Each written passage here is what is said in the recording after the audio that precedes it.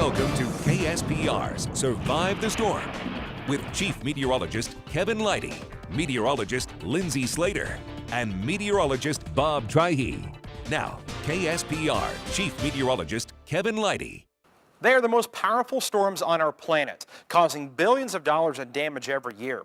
With winds of 300 miles per hour, tornadoes can make an ordinary day into one you will never forget for the rest of your life. On Saturday, May 10th of 2008, it was a beautiful spring day. I had mowed the yard and the temperature was about 80 degrees. It was a quiet Mother's Day weekend in the tiny southwest Missouri town of Racine, where Tom Cook, his wife, and daughter were enjoying a quiet Saturday, until Tom started to take notice of the weather. One of the local weathermen come on and said that there was a tornado on the ground, and about that time it started hailing, and it was the biggest hail I've ever seen, just huge chunks of ice.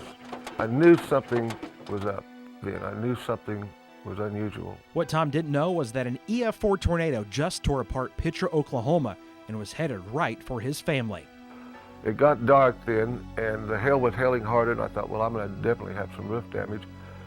And I told him to get down the hall into our bathroom. I got them down. I got the daughter down on the floor, and the wife got down on top of her, and I walked back down the hall toward the kitchen. About that time, our double windows in the kitchen, which is on the west side of the house, just blew in, just like a bulldozer had been out there and pushed them in. And I thought, well, here it is. So I went back in the bathroom and got down on them and was holding on to them. Then the roof come off the house, and I couldn't hold on to them. I was flying through the air with sheet metal and 2x4s and trees, and you come to the conclusion, and rightfully so, that this is it, you know. All these 58 years, I know the ending now.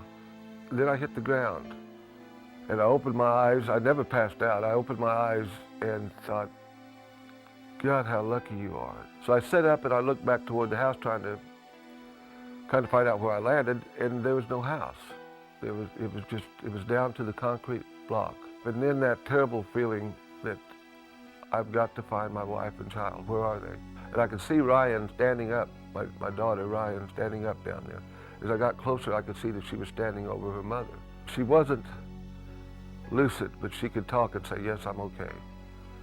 And you say all the things she wanted to say. That, you know, you might not have another chance to say again. Told her I loved her and she was going to be all right. And then, honestly, I was just amazed that we were all alive. Initially, it seemed like everything was okay, but the following day, Tom's wife was suffering from internal bleeding that no one was aware of. About 2 o'clock that afternoon, the nurses I saw were concerned, acting concerned, you know, and talking in quiet voices around me, and they came in and said, Mr. Cook, your wife is in a code red, and wasn't for sure what that meant. I think I did, but I didn't want to believe it. At about 2:30, she died. I told the doctors over there, I said, I've just lost my wife. And I can't afford to lose my daughter too, so I said, you better take damn good care of her. Is it hard to look at the pictures, after this time, or? No, just this one. These are just things, they don't mean nothing. You get hardened to feel anything. The first thing I had to do was I wasn't going to subject my daughter or me to a situation like that again.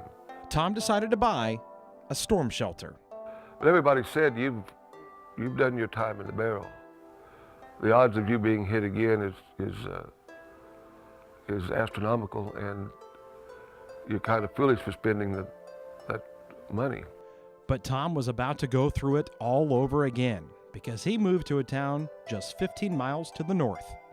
At about 5:30, the sirens went off. And Ryan and I, we had practiced this. We grabbed our billfolds and cell phones and things like that. The storm was so wide you couldn't delineate a funnel. It was just a big black cloud coming in. The second siren went off. Well, this time it went off one time, and the siren I knew was about 2 blocks west of me. And usually it cycles 3 or 4 times and dies down. Well, this went off once and it was gone. And I took off for a run for the safe. And I got the door shut, and that's when it hit. Oh, it's getting big, big, big, big. Another tornado, this time an EF5 with winds of 200 miles per hour, was ripping apart the Cook family home. I told Ryan maybe it just damaged the house and it won't be as bad. But then you hear the raindrops on the roofs of the metal safe, and you know it's done it again. Then everything's gone again. When I did open the door opened east towards St. John's Hospital. In the normal times, you wouldn't have been able to see it for the houses and the trees, but there it was, just stark. This huge building that was just destroyed. Everything was flattened between me and the hospital and on each side. The metal safe was all that was there. Everything was destroyed around the Cook's home. They had now survived 2 tornadoes, but this time, things were different. The main difference between these storms was $100,000 in hospital bills and a funeral, because I had protection in the second one. I spent that $4,000 hoping to never need it, but the unbelievable happened. I've lost that ability to say, well, hell, nothing can happen to me again. I'll win the lottery before that happens. It's happened twice. I don't not only expect it to happen, it's just when. And if I can get to that safe, I know that I'll have a real good chance of surviving it. It's just, me and the kid can't go through that no more. Tom and his daughter Ryan rebuilt their home for the 3rd time and still live in Joplin. I know not everyone can afford a storm shelter, but at least have an action plan and know where to go if a tornado is threatening. Storm shelters can give you the best chance of surviving a violent tornado. But how much does a shelter cost? And what goes into choosing one that's right for you? Jerry Jacob gives us a closer look. When the wind starts blowing, you better know where you're going. To survive the storm, you really only have 2 options. 1, get low, below ground level, so the missiles from the storm fly over you. Your only other option, get inside a strong, sturdy shelter. Quickly. Something that will survive impacts outside while you're protected inside. This is Dan Morley. He knows it takes a lot for a shelter to survive the strongest of storms. Inside the shelter with Dan, and Dan, it's not just the materials, it's the design here that makes the difference and makes it safe for people. Correct. It's not just a square metal box. It has to be put together correctly. It has to meet certain standards and specs. You're dealing with severe weather, and it could really cause a problem if you don't have a safe place. This is a safe place when we're done with it. And you know it's safe because we've had it tested. Dan Morley's company, Safety First Shelters, is one of many selling peace of mind and possibly life-saving protection. Above ground shelters come in a variety of sizes. Dan calls this one the Hunker Bunker. He'll paint it any color you want. It holds up to 3 people. This is the largest. It holds 8. this is a smaller one. This is about the size of a porta-john. Almost. It's 4 people size. $3,000 to $5,000 is the cost of buying one of these shelters. The cost of not buying one is potentially much more. Coming up on Survive the Storm. She's afraid she's not going to get out because the water is like up, almost up to her waist. Waters flood a small Ozarks town. Tonight, less than a year later, how they're now coping and the changes that have been made since then. Also, what would you do if you were in your car and a tornado was headed straight for you? Believe it or not, sometimes staying in your car may be the best option. We explain why next on Survive the Storm.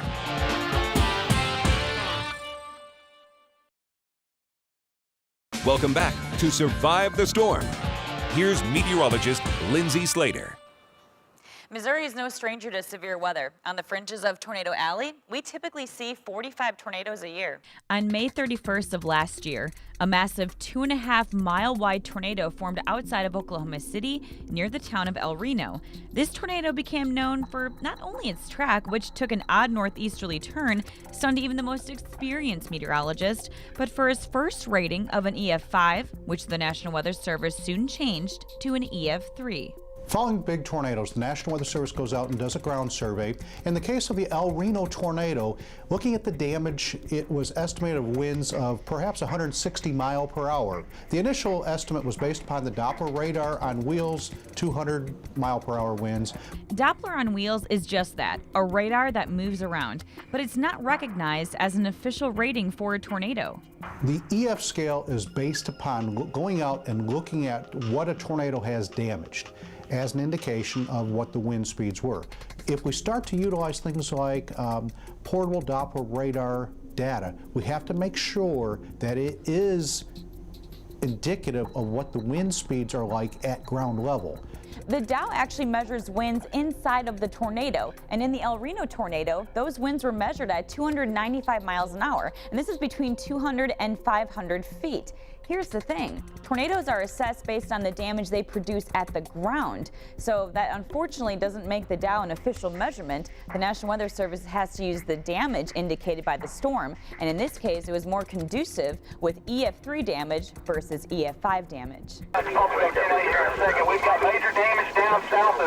The National Weather Service uses 28 different indicators when assessing storm damage. Here's the thing, you can take a look at some of these. We have apartments and condos, automobile service buildings, high schools, so all of them are different. And you can even look through some of these papers and you can see that we're talking loss of roof coverings and moldings removed. Here's the thing, if a tornado strikes in a rural area, these things are not present. So when the tornado hits that area, you're not going to get damage accessible. Therefore, it's hard for the National Weather Service to give a rating to tornadoes that hit rural areas. The debate over using Doppler on wheels versus destruction left behind is still fresh, but as technology evolves, the likelihood for devices being capable of measuring tornado wind speeds will become more prevalent in the near future. This could once again change the EF scale and how tornadoes are rated. For the past 16 years, storm chasers have gathered together in Denver, Colorado to learn more about storm chasing. It was an event that started out in someone's backyard with just a few people, but now 400 chasers come together.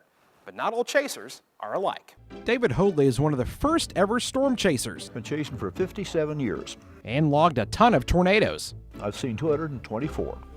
Started in Bismarck, North Dakota as a teenager. At that time, tornadic storms were a real mystery. Storm chasing has become widely popular over the last decade. Many attribute the chasing boom to shows like the Discovery Channel Storm Chasers and from the countless YouTube videos showing storm chasers pushing the envelope with storms more than ever before. And as a result, a new breed of storm chasers is born. Biggest driving on chasing has been just the will to go, the adrenaline rush. The adrenaline rush, you get it, it just gets going, and it's awesome. Ears are popping. Today, many of them are more interested in how close can we get. The dramatic video, they can sell it maybe to the media. I was this close, my ears popped, I lost the windshield to my car. But some chasers have a good reason to get that close. Take Tim Samaras, one of the most well-respected chasers in the industry, who had to be close to deploy these tornado pods that recorded data to study tornadoes. Tragically, though, Tim, along with his son Paul and chase partner Carl Young, died in the El Reno, Oklahoma tornado last year. And it was the first time ever that a tornado directly took the lives of storm chasers. You realize that it's a historic moment in storm chasing. Things have happened now that it'll never be the same again. Started thinking more of, yes, it could happen to us, it's happened to the best. Maybe we need to play it a little bit safer. I think it helps a lot of people think, wow, if the best, if that can happen, maybe we need to, reevaluate some of the things we do. I don't think we've seen the last of the fatalities, unfortunately. I think there will be more. The best advice I can give to anybody that's new at it is to team up with somebody that's experienced and learn the ropes. Storm chasing is here to stay, and the popularity may be a good thing. How many people over the last 10 years, if one could ever document it, are actually alive today because storm chasers made it popular and made it something that everybody thought about and talked about? I saw this on a storm chase video, or I saw it looked bad, so I took shelter, and I'm alive today. Who knows? What is the number? That would be an interesting statistic.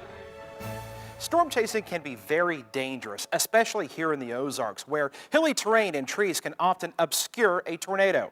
When a tornado warning is issued, always take shelter. There are two things recommended when surviving a tornado in a car, and there are some differing opinions among some agencies. If flying debris occurs while you are driving, pull over and park. Now you have the following options as a last resort. Stay in the car with your seatbelt on and put your head below the windows in your hands, and if you have a blanket, use it if possible.